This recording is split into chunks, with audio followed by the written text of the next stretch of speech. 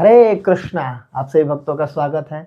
और कई भक्त हमसे पूछते हैं कि एकादशी क्यों करना चाहिए, एकादशी करने का क्या रीजन है, और एकादशी कैसे करना चाहिए, क्या करना चाहिए क्या नहीं करना चाहिए, और कैसे उद्यापन करना चाहिए।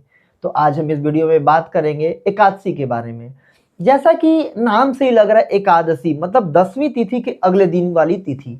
तो शुक्ल पक्ष और कृष्ण पक्ष, महीने में 2 पक्ष होते हैं और दोनों पक्ष की जो 10वीं के बाद एकादशी तिथि आती है, तो महीने में 2 एकादशी आती है। ओके, तो एकादशी करने के क्या रीजन है? कुछ साइंटिफिक रीजन है और कुछ शास्त्रिक रीजन है। साइंटिफिक रीजन जैसे हमारे बॉडी में जंक डीएनए होता है, तो जंक डीएनए से ये पता चलता है कि जितना जितना जंक डीएनए टूटता है उसके हिसाब से कि हमारी आयु और कम बची है, कम होती जा रही है। तो ये हमारा मेडिकल साइंस ऐसे बताता है कि जिसका जंक डीएनए जितना कम टूटता है उसकी आयु उतनी बढ़ती है। तो साइंस के अनुसार भी अगर महीने में हम 2-3 दिन अगर व्रत करें तो जंक डीएनए हमारा टूटने की जो मात्रा है वो कम हो जाता है। इसीलिए हमें अवश्य व्रत का पालन करना चाहिए, व्रत करना चाहिए, फास्ट रखना चाहिए। ओके, अब शास्त्रिक कई सारे इसके एविडेंस हैं एकादशी व्रत करने के। तो एक कथा के अनुसार एक बार एक मूर दैत्य नाम का बहुत बड़ा असुर था, यह दैत्य था, तो मूर नाम का। तो जब वो बहुत पावरफुल हो गया तपस्या करके, तो सारे देवताओं को परेशान करने लगा। तो सारे देवता जाकर के भगवान से प्रार्थना की, हे भगवान आप हमारी रक्षा करें। तो भगवान मूर दैत्य से युद्ध करने लगे। इसके बाद काफी दिन तक युद्ध चला। भगवान ऐसा लीला कर रहे थे कि भगवान उसे मार नहीं पा रहे। हालांकि भगवान के लिए किसी को मारना कोई बड़ी बात नहीं है, भगवान सबके हृदय में भी बैठे हुए, वहां से अगर चले जाए तो ऐसे व्यक्ति मर जाए। तो भगवान ऐसे लीला करने लगे, फिर लीला करने लगे कि मैं बहुत थक गया हूं, और एक गुफा में जा करके शयन करने लगे। फिर मूर दैत्य सोचा, ओह अब भगवान तो सो गए हैं और मैं उनको सोए सोए जा करके उनकी हत्या कर देता हूं। तो वो जा करके और तलवार लेकर के हत्या करने चला। तब तक भगवान के शरीर से एक शक्ति प्रकट हुई या एक स्त्री प्रकट हुई और तुरंत मूर दैत्य से युद्ध करके मार दी उसको। तो भगवान की तब तक आंखें खुली, बोली कि भगवान बोले आप कौन हो? तो एकादशी जो स्त्री थी बोली कि मैं आपकी एक दासी हूं, एकादशी एक दासी। तो फिर भगवान उन पे बहुत प्रसन्न हुए और भगवान ने उनको वरदान दिया कि ठीक है, क्योंकि आप एकादशी तिथि को उत्पन्न हुई इसलिए आपका नाम एकादशी होगा, और आज के दिन जो भी व्रत करेगा मैं उस पर बहुत प्रसन्न होऊंगा और उस पे सारे प्रकार से वो आध्यात्मिक रूप से आगे बढ़ेगा, उन्नति करेगा भक्ति से। कहते भी हैं कि जो एकादशी होती है माधव तिथि होती है। माधव तिथि भक्ति जननी जतन पालन करी, कि जो माधव तिथि एकादशी उसका यत्न पूर्वक हमें पालन करना चाहिए। एक और ऐसी कथा आती है कि जब भगवान पूरे सृष्टि कर रहे थे तो सृष्टि करने में एक पाप पुरुष की भी रचना की है। तो पाप पुरुष के चलते सभी लोग पाप करते थे और पाप करने के बाद सब यमराज के लोक में जाया करते थे। तो बहुत बहुत बहुत एक्स्ट्रा कई लोग, मतलब लाखों करोड़ों लोग यमराज के लोग जाने लगे। तो भगवान को चिंता हुई कि ओह, ये मैं सृष्टि किया कि यहाँ से लोग निकल जाए पुण्य करके भगवत धाम वापस आए, लेकिन सारे के सारे लोग ये तो नरक की तरफ जा रहे हैं। तो भगवान को बहुत चिंता होने लगा। तो भगवान के हृदय में करुणा उत्पन्न हुई और अचानक से तभी भगवान के शरीर से एक देवी प्रकट हुई। भगवान बोले आप कौन है? तो भगवान के करुणा की मूर्तिमान रूप जो है एकादशी देवी है। तो भगवान ने उनको वरदान दिया कि जो भी आज एकादशी के दिन व्रत करेगा, ज्यादा नाम जप करेगा, हरि कथा सुनेगा, अपना ऐसा समय व्यतीत करेगा, तो मैं बहुत प्रसन्न होऊंगा और उसको निश्चित रूप से मैं आध्यात्मिक रूप से उन्नति होगा, भक्ति में उसका उन्नति होगा और उसे मैं मोक्ष प्रदान करूंगा, भगवत धाम प्रदान करूंगा। तो इस प्रकार सब लोग एकादशी व्रत करने लगे और सब लोग धीरे धीरे धीरे धीरे मोक्ष प्राप्त होने लगा, भक्ति में उन्नति करने लगे। तो पाप पुरुष भी आकर के भगवान के चरणों में गिर गए कि हे भगवान, मेरा भी संरक्षण आपने किया है, तो मुझे भी आप ही बचाइए, मैं कहाँ रहूं? अब मैं तो बेरोजगार हो जाऊंगा, सब लोग पुण्य करे एकादशी व्रत करके और भगवत धाम चले जाएंगे, तो मेरा क्या होगा? तो भगवान ने उनको बोला कि ठीक है, एकादशी के दिन आप अन्न में वास करोगे और जो लोग एकादशी के दिन अन्न खाएंगे, आप उनको अपना प्रभाव जनाना, उनको और पाप डाल देना। अतएव जैसे कि कई सारे व्रत होते हैं, वो करने से हम आगे बढ़ते हैं, नहीं करने से ठीक है। बट एकादशी के व्रत में ऑप्शन नहीं है कि नहीं मैं नहीं पालन करूंगा। नहीं, अगर एकादशी में पालन नहीं करते हैं तो एकादशी में अन्न में उस दिन पाप होता है। अगर हम पाप खाते हैं, अन्न खाते हैं मतलब पाप, तो और ज्यादा हमें पाप मिलता है। जो पाप नहीं भी किए रहते वो भी मिल जाता है। जैसे कि पद्म पुराण वर्णन आता है, गौ हत्या का पाप, ब्रह्म हत्या का पाप, गुरु हत्या का पाप, बहुत बड़े बड़े पाप हम पे पड़ते हैं। इसीलिए एकादशी व्रत करे ना करे कोई ऑप्शन नहीं है। एकादशी व्रत सबको करना चाहिए, बच्चों को, बड़ों को, बूढ़ों को, जवान को, सबको एकादशी व्रत करना चाहिए। तो फिर अगला प्रश्न आता है कि एकादशी व्रत करे कैसे, क्या करें। तो एकादशी व्रत बहुत आसान है करना। ऐसे प्रयास करना चाहिए कि हम निर्जल करें, बट अगर नहीं हो पा रहा है तो ठीक है, जल ग्रहण कर लें। और अगर जल पे भी नहीं हो पा रहा है तो ठीक है, कुछ फ्रूट, कुछ फल वगैरह हम ग्रहण कर सकते हैं। अब कई घर में छोटे छोटे बच्चे होते हैं या वृद्ध होते हैं जिनको दवा मेडिसिन वगैरह लेना है, तबीयत अच्छी नहीं रहती है, तो ठीक है, कुछ जैसे कि इस्कॉन में हम कुट्टू के आटे की बनी हुई पूड़ियाँ या आलू के वैसे तल करके वैसे करके कुछ दही वगैरह या मिल्क वगैरह, दूध वगैरह, ये हम ले सकते हैं, लेकिन अन्न नहीं। ध्यान रखें, एकादशी में अन्न खाना पूर्णतया वर्जित है।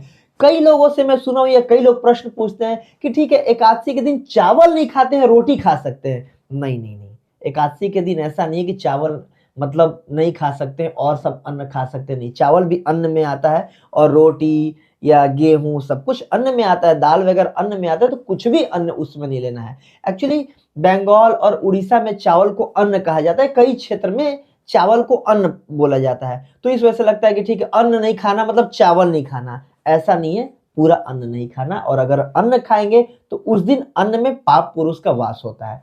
ओके, तो एकादशी अब करे कैसे। तो एकादशी के दिन ज्यादा से ज्यादा हमें आध्यात्मिक क्रियाएं करना चाहिए, जैसे कि उपवास। उपवास मतलब होता है उप मतलब नजदीक, वास मतलब रहना, भगवान के नजदीक रहना। तो इस दिन भगवान के नजदीक कैसे रह सकते हैं, ज्यादा से ज्यादा व्रत मतलब व्रत करे और जप करे, भगवान का नाम ले। देखिए, कली काले नाम रूपक कृष्ण अवतार, कलयुग में नाम में बहुत शक्ति है और ज्यादा से ज्यादा नाम जप करना चाहिए। और क्या करें, और भगवत कथा सुन सकते हैं, हरि कथा का चर्चा कर सकते हैं, भागवतम पढ़ सकते हैं, भगवत गीता पढ़ सकते हैं, श्लोकास वगैरह पढ़ सकते हैं।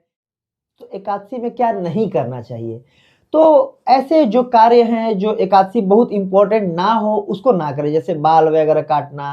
अब महत्वपूर्ण नहीं है, कल भी हो सकता है तो कल करना चाहिए।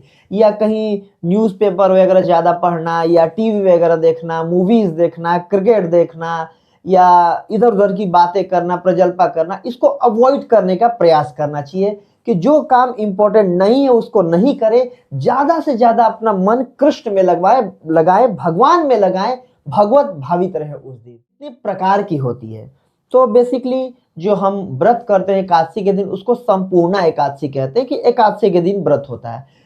कई एकादशी पूर्व विधा एकादशी होती है, कई पर विधा एकादशी। पूर्व विधा एकादशी जिस एकादशी में 10वीं तिथि एकादशी तिथि के साथ जुड़ी हो उसको पूर्व विधा एकादशी कहते हैं।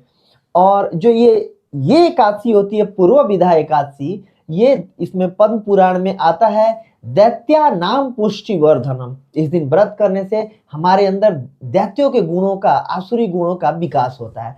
जो दूसरा एकादशी है पर विधा एकादशी, ये एकादशी होती है या इसको कहते हैं द्वादशी विधा एकादशी। इसमें इसका व्रत करने पर एकादशी और द्वादशी दोनों के व्रत का फल मिलता है।